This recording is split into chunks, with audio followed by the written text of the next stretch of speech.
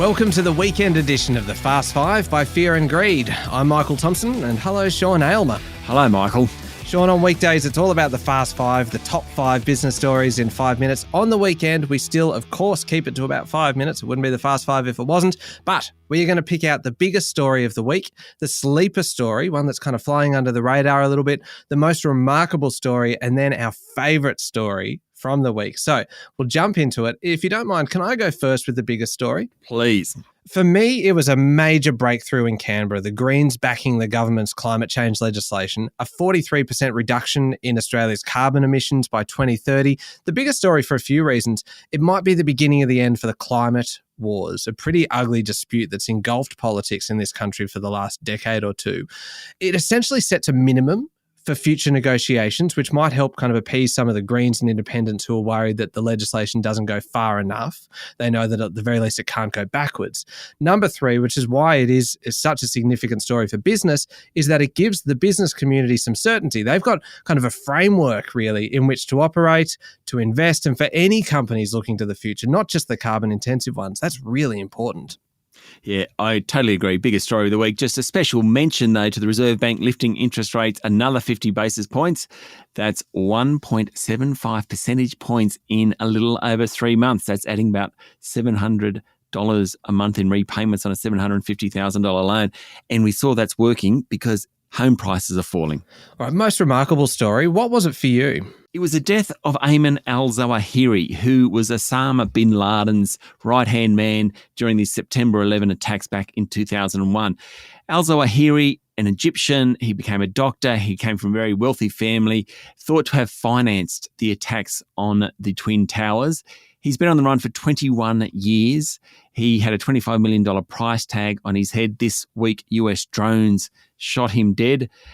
Remarkable that he's remained alive for as long as it did. Remarkable that the world created such a bad individual. Michael. Yeah, my most remarkable story is actually kind of along a similar vein. It was the dramatic increase in geopolitical tension this week following US House Speaker Nancy Pelosi's visit to Taiwan, which infuriated Beijing because, of course, they believe that Taiwan should be part of China. The response was very dramatic. Military aircraft taking to the skies, live fire military drills, commercial airlines told to avoid the area, Beijing banning a whole lot of products and companies from Taiwan. Back home, we've got the Prime Minister, Anthony Albanese, really having to walk a fine line with this one because we're stuck between our major trading partner, furious with our strongest ally. For me, it kind of feels like just one incident this week has now made the world a slightly more dangerous place. And to me, that's pretty incredible. Yeah, I think you're right on that one. Michael, how about you go first on your sleeper story? All right, my sleeper story, it didn't get a huge amount of coverage, which is surprising because it involves Elon Musk, his company SpaceX, and a sheep paddock in New South Wales, where we've had pieces of a SpaceX spacecraft having been found in the New South Wales snowy mountains. Not talking small bits. One of them's about 3 meters long. It speared straight into the ground like a javelin. Locals reported hearing a boom last month. It was thought to have been caused by the SpaceX Dragon spacecraft re-entering the atmosphere. 3 pieces have now been found. The Australian Space Agency has confirmed they belong to SpaceX. The best part is, though, Sean, there might be more of them out there, so I'm going to head out with my metal detector and see if I can find some. Great idea. Let me tell you about my sleeper story. It's a sleeper story because no one reported on it. Do you know this week, the New South Wales government said it will adopt all 19 recommendations of the Bergen inquiry into the gaming sector. It'll also introduce additional measures, including some from the Victorian Royal Commission. Major news. We've been talking about these inquiries, the Bergen inquiry in New South Wales and the Royal Commissions in Western Australia and Victoria, 4 months, years in fact. Yet at 7:31 p.m. on Tuesday night, the New South Wales government issued a press release to say it was doing all this stuff.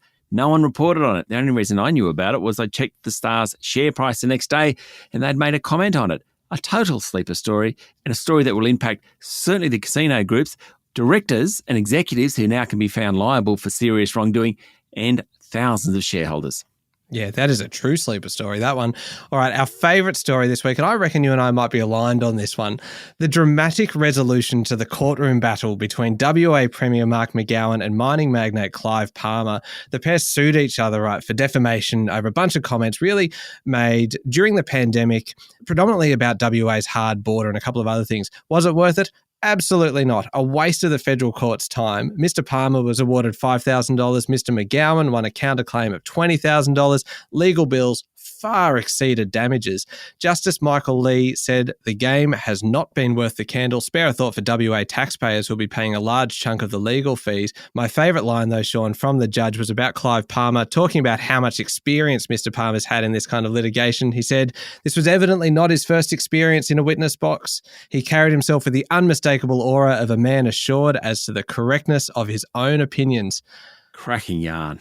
It's a hilarious story about people spending money that they shouldn't. Yeah, well said. I thought it was just an absolute ripper. And there we go. 5 minutes and pretty much everything you need to know in the world of business. Thank you very much, Sean. Enjoy your weekend, Michael. You too. We'll be back on Monday morning with the top 5 business stories in 5 minutes. I'm Michael Thompson, and this is the Fast 5 by Fear and Greed.